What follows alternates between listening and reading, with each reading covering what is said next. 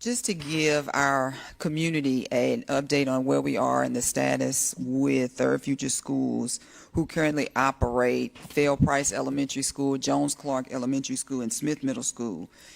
Just to go back a little bit, in March of 2023, around March of 2023, Third Future Schools assured Beaumount ISD when we were in contract negotiations that they could successfully implement the model that we actually visited earlier that year within the current financial structure that we actually outlined in the agreement and the contract.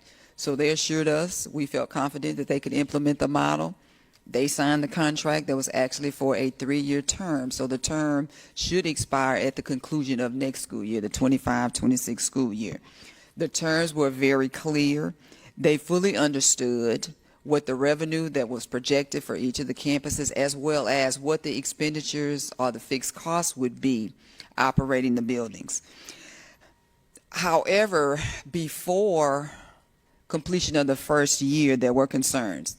Third Future shared concerns about needing additional funding. So in good faith, we made a decision, I made a decision, and made concessions or financial concessions that resulted in increased revenue for Third Future. On February 3rd, Third Future sent an email to me claiming that they would exit the contract a year early, and they were planning to announce it that particular day, which was a Monday. So the reason that they were going to exit the contract or plan to exit the contract is because of the funding. They could not continue to operate under the current terms of the contract. So I quickly asked that they not make an announcement. What can we do? Can we meet somewhere? We were having a special meeting, which was actually last week. So I wanted to share, with the board, talk to the board about the concerns and really ask them to wait before making an announcement and share with the board the financials. Well, we reviewed all of the financial data. I presented that to our board last week, including Third Future's financials, the reason and rationale for the request, and what Third Future is actually demanding to remain in contract with the district for the 25-26 school year. The dispute is about holdbacks. So we retain 23% of the revenue generated for the campus in order to actually essentially pay the bills at the school, to pay for the transportation of the students, to pay for the child nutrition, to pay for the maintenance, to pay the utility bills. What they are actually requesting is for the district not to withhold 23%, but to only withhold 10%. When you calculate what that equates to, it equated to an additional $1 million that we would have to pay this year and an additional $2 million next year. Explained and shared the information, and the board met and deliberated and just discussed it and made a decision last week not to move forward with amending the contract, meaning the expectation is that Third Future would continue to operate the school under the terms of the current contract.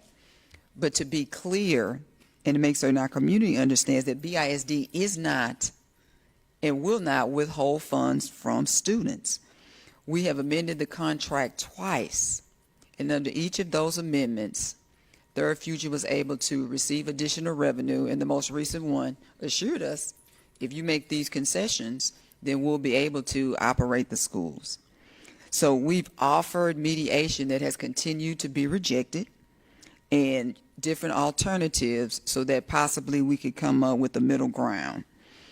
This past Friday, the superintendent announced to all of the staffs at each of the schools that unless the board makes a different decision tonight, that Third Future would not operate the schools next year. And I want to say to our community, despite some of the concerns that we've had with discipline and the suspension of students at these schools, which is much higher than other campuses, despite the attendance rates at these schools, which is much lower than compared to the other campuses in the district. I've been very clear when I've said that Third Future has done and implemented their model with fidelity better than any of the other partners that we've ever had in Beaumont ISD. They've been very consistent with implementation of their model. There has been some growth. They presented multiple times every year. They're required to present student data, and they presented this past fall. They presented data to our board and community on the academic progress, and students are making progress. However, Beaumont ISD, we had no intention of not continuing the partnership. We had no intention of not continuing. And it's very frustrating that we have been, placed in a position where in order to meet these demands, we would have to take from our other campuses, when in fact there was a contract that was in place. It was very clear what the expectation for revenue and expenditures, and the fact that we hadn't been able to come to middle ground has been very frustrating. But I want to assure our community that, Beaumont ISD is prepared and ready, and if the decision is that we resume operations of these campuses, we are going to resume operations of these campuses. When the decision was made, when the announcement was made last Friday, we started our work.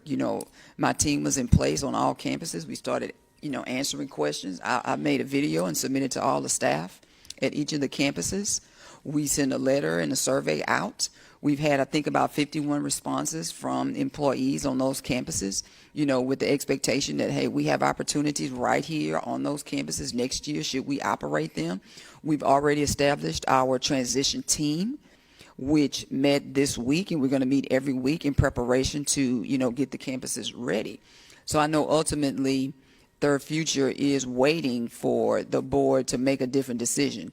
So before I dive into the last part of my presentation, is there any feedback and comment from our board about this issue right now?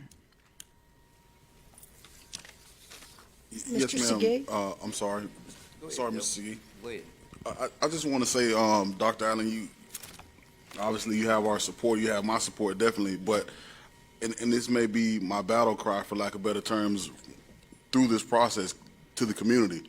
And I just want to be on record telling the community and begging the community and asking the community whatever I need to do to convey the fact that we need your support, we need your help, we need you behind us on this, and we need the community to prop Beaumont ISD up and rally around us like we haven't seen in a long time. We need retired teachers, we need volunteers, we need all of the above to make sure that this transition does not cause us to digress, I guess. So please, community, reach out for the facts, reach out to board members, reach out to the superintendent and her office to get the facts, and we need your support, we need your help, and we're begging you to rally around us on this particular issue. Mr. Segee? My statement is rather simple. I don't think we need to negotiate with them anymore. I think we need to go ahead and allow them to continue through the rest of the year. And then from there, I don't think we should reduce down to 10%, because we've already negotiated with them several times. And I don't want them to be able to hold this over our head and continue to come back to the table, because no other school in this district that's operated by BISD can get away with what they're getting away with. We couldn't function the way they function. So I don't think we should negotiate with them again at all. Mr. Dodd? Thank you, Madam President. I'd just like to let the community understand and know that please do not listen to misinformation, okay? We have a contract. We're trying to follow the contract. We made concessions with these people, and they're basically trying to hold us hostage. We don't have an extra $3 million in petty cash that we can give them.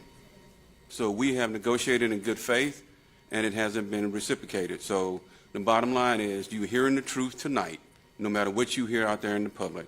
I appreciate it.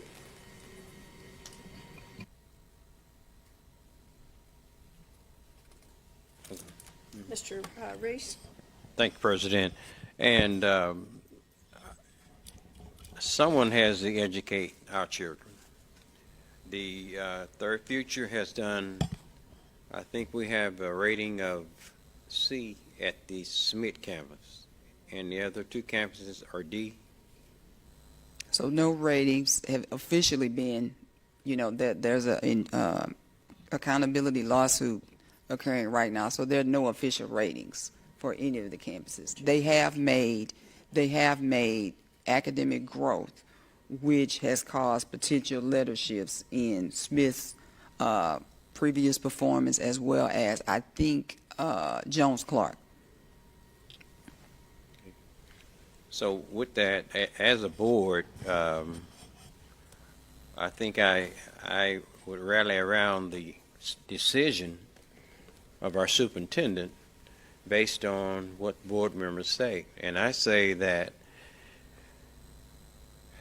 I guess I've negotiated a long time in the Postal Service, 43 years and 9 months.